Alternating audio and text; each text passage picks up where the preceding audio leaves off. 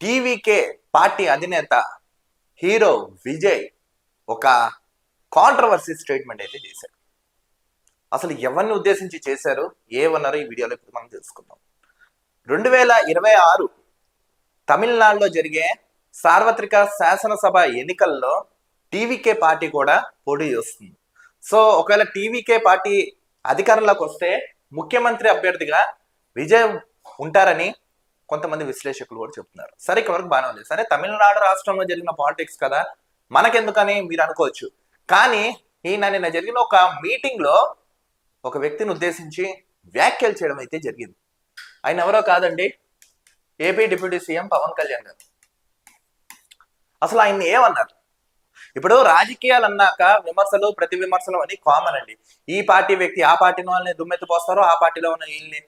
కానీ హద్దు మీరి కొంతమంది మాట్లాడుతూ ఉంటారు. కొంతమంది మోనార్క్, నేనే కింగ్ అన్నట్టుగా కొంతమంది దూసుకుంటూ వెళ్ళిపోతారు. ఇంకొంతమంది నన్ను ఎవరు ఏం చేయలేరని ఒక మొండి ధైర్యంతో కొంతమంది ప్రవర్తిస్తూ ఉంటారు. ఇప్పుడు ఇలాంటి తరుణంలో టీవీకే అధినేత విజయ్ తలపతి ఎవరైతే ఉన్నారో డిప్యూటీ సీఎం గారిని ఉద్దేశిస్తూ కొన్ని వ్యంగ్య వ్యాఖ్యలు చేయడం అయితే జరిగింది.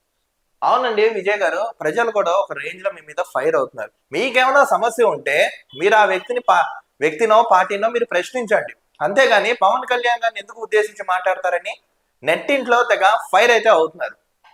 ఎందుకంటే ఇప్పుడు సింహం సింగిల్ గా వస్తును, అడవిలో ఉన్న సింహం సింహమే అని ఆయన మాట్లాడటం కూడా జరిగింది. అసలు ఈ జంతువులతో ఎందుకు పోల్చుకుంటారని ట్రోలింగ్ అయితే తెగ చేస్తున్నారు. ఎందుకంటే మనకు తెలుసు 2014లో జనసేన పార్టీ ఈయన స్థాపించారు 2014. బట్ 19లో అధికారం రాలేదు, ఘోరంగా విఫలమయ్యారు. కానీ 2024 ఎన్నికల్లో 21కి 21 సీట్స్ కొట్టి హ్యాట్రిక్ సాధించడంతో పాటు చంద్రబాబు నాయుడు గారి మంత్రివర్గంలో డిప్యూటీ సీఎంగా పదవి బాధ్యతలు చేపట్టి అటు రాష్ట్రంలోనూ కేంద్రంలోనూ శాసించే స్థాయిలో పవన్ కళ్యాణ్ గారు అయితే నిలబడ్డారు. అవునండి, ఏ వ్యక్తికైనా పార్టీ పెట్టిన తర్వాత కొంచెం సమయం పడుతుంది. క్యాడర్ని డెవలప్ చేసుకోవాలి, పార్టీలో ఉన్న వాళ్ళని సెటరైట్ చేసుకోవాలి, అసంతృప్తులు ఎవరున్నారో వాళ్ళందరికీ న్యాయం చేయాలి. It takes some time, A party అయినా సరే. కానీ విజయ్ దళపతి గారు పార్టీ పెట్టి 1 year కూడా అవ్వలేదు. ఈ లోపల ఇంత హడావిడి స్టేట్మెంట్ ఎందుకు ఇంత ఫైర్ అవుతున్నారని కొంతమంది నెటిజన్స్ మాత్రం నెట్టింట్లో అయితే తెగ ట్రోల్ చేస్తున్నారు. ఎందుకంటే సింగిల్ గానే వస్తున్న సింహం అని మీరు చెప్తున్నారు. రండి, అడవిలో ఎన్ని జంతువులు, ఇప్పుడు ఈయన ఏమంటున్నాడు, అడవిలో ఎన్ని జంతువులు ఉన్నా సింహము సింహమే, సింహం లాగానే ఉంటాను, రాజులానే బతుకుతానని ఈయనైతే తెలిపారు. ఎందుకంటే ఇలాంటి స్టేట్మెంట్ ఇస్తారు? రాజకీయాల్లో హుందాగా విమర్శలు ప్రతి విమర్శలను తిప్పికొడుతూ చేసుకోవాలి, కానీ హద్దులు మీరు ఎందుకు ప్రవర్తిస్తున్నారు? ఏ పార్టీలో ఉన్న ఏ వ్యక్తులైనా సరే, ఎవరైనా సరే. ఎందుకంటే రాజకీయాలు అనగా ఏదో పార్టీ వాళ్ళు ప్రజలకు న్యాయం చేస్తారని, ఒక వ్యక్తి ద్వారా మనం కూడా లాభం పొందుతామని జనాలు కూడా ఆత్రంగా ఎదురు చూసి నమ్మకంతో ఓటేస్తారు మీకు. కానీ అధికారం రాకముందు ఒకలాగా, అధికారంలోకి వచ్చిన తర్వాత ఒకలాగా మాట్లాడడం తగదు కాదని వాళ్ళైతే తెలుపుతున్నారు. కానీ ఇలాంటి పిచ్చి వ్యాఖ్యలు అయితే మానుకోవడం బెస్ట్ అని నేటిజన్స్ మాత్రం ఫైర్ అవుతున్నారు.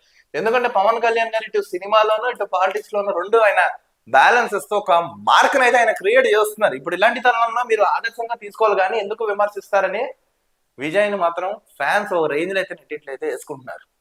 ఏది ఏమైనా ఇప్పుడు టీవీకే అధినేత విజయ్ చేసిన కామెంట్స్ ఏవైతే ఉన్నాయో నెట్టింట్లో తెగ వైరల్ అయితే అవుతున్నాం. సరే, మీ పార్టీ బలోపేతం కోసం, మీ పార్టీ అధికారం రావడం కోసం మీరేవైతే తీర్మానాలు మీరైతే ఇచ్చుకోండి.